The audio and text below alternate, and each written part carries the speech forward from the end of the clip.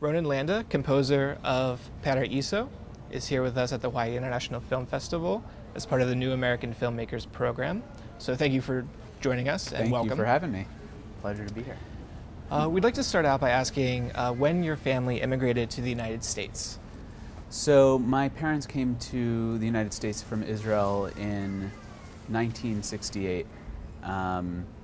They came here originally thinking they were going to be here for a short time, but they stayed and raised a family here. My oldest brother was born in Israel, so they moved here with him. He was only 2 at the time.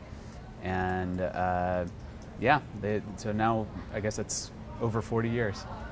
Do you find that your Israeli heritage or being a first-generation immigrant influences your work as a composer?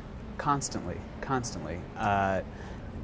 Having an international heritage exposes you to all kinds of cultures and all kinds of ideas that you wouldn't necessarily see in your day-to-day life otherwise. And that, I think, gives someone a unique perspective as an artist and an ability to transform the world around them through their medium.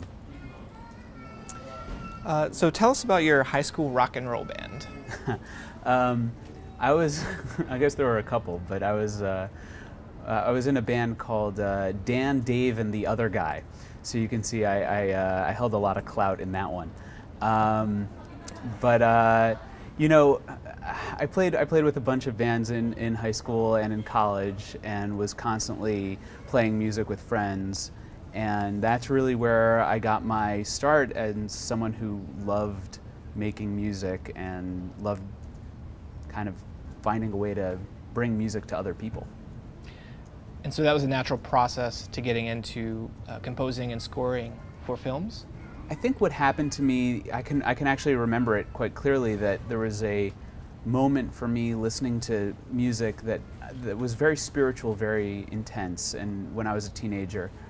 And I always think back to that moment, because really at that point I decided that something I wanted to do was to bring that kind of moment to someone else. And I really wanted to understand how music worked. I really wanted to understand why I felt that way. And as from then on, really, I started learning about music, trying to get the nuts and bolts, and there was a natural progression into learning jazz and then classical music and learning about music from all over the world, various kinds of folk and ethnic musics that have kind of informed my process. And eventually that led me to film scoring, particularly because film is one place where I can really make use of all these different styles and all these genres that I've learned and kind of bring them together in an interesting way. And you're the composer, and you've played various instruments for Paraiso's score. Yes. Can you tell us a little bit about that process of scoring the film, and also can you share what Paraiso is about? Paraiso is a film about 3 Mexican immigrants who are living in Chicago, and they wash windows for a living. That's the story in a nutshell, but I think when you see the film, you understand that it really kind of serves a lot of metaphorical and allegorical purposes. It's a really spiritual film where their daily lives and their daily struggles are juxtaposed with these very visceral images of them living literally on the edge of these buildings, and what's deep in their hearts and deep in their souls.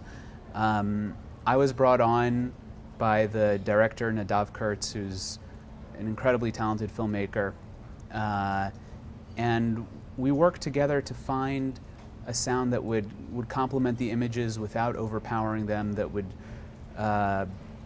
bring just a little bit of emotion. But it was a challenge, because even though it wasn't, you know, scoring for a big bombastic orchestral piece or something like that, in being subtle, there had to be so much restraint there to let the images speak. And it was a wonderful collaboration, and I got to play a lot of different instruments on the score. I think I played guitars and charango, which is a South American instrument. I played a little bit of cello on the score. as well as some Rhodes piano, and all kinds of sounds went in there. So we had a lot of fun exploring and finding the right palette for this piece. That's amazing. And the piece has been well received here at HIFF. Can you tell us where it's going next? Fingers crossed. The next stop is the Academy Awards. We'll see. We just found out that we were shortlisted for the Academy Awards. So that, I think 8 short documentary films were shortlisted and 4 will get nominated. So we're hoping. The film has done really well on the festival circuit. I think it premiered at True False Film Festival, and when we screened at Tribeca Film Festival, which is of course a very well recognized festival, we actually won Best Short Documentary there. So it's been very well received, and we hope that run continues. We hope so too. And finally, who influences your music, either musicians or otherwise? Wow. It's a tough question. It's a great question, but it's such a hard question because I feel like I'm influenced with every friendship I have, every relationship I have, everything, the images that are in front of me at the moment, everything that I've heard in the past, they all kind of come in and come out in some kind of unique way. I've always been influenced by artists of all kinds. And, relevant to your organization, also scientists, honestly, who are innovators, people who push, people who try and look at the norms and say, how can we go beyond this? In music, that might have been someone like Beethoven, and it might have been someone like Jimi Hendrix. And in film music, I can certainly think of Ennio Morricone as a composer who is always pushing. John Zorn pushes in both concert music and film music. But you look at all the arts. You look at artists like Jackson Pollock. I don't know. All these wonderful artists who said we can go beyond the limit. We can look beyond where people have gone before and try and take it one step further. That is the spirit that I think informs my art and informs my music, so I try and always keep that with me.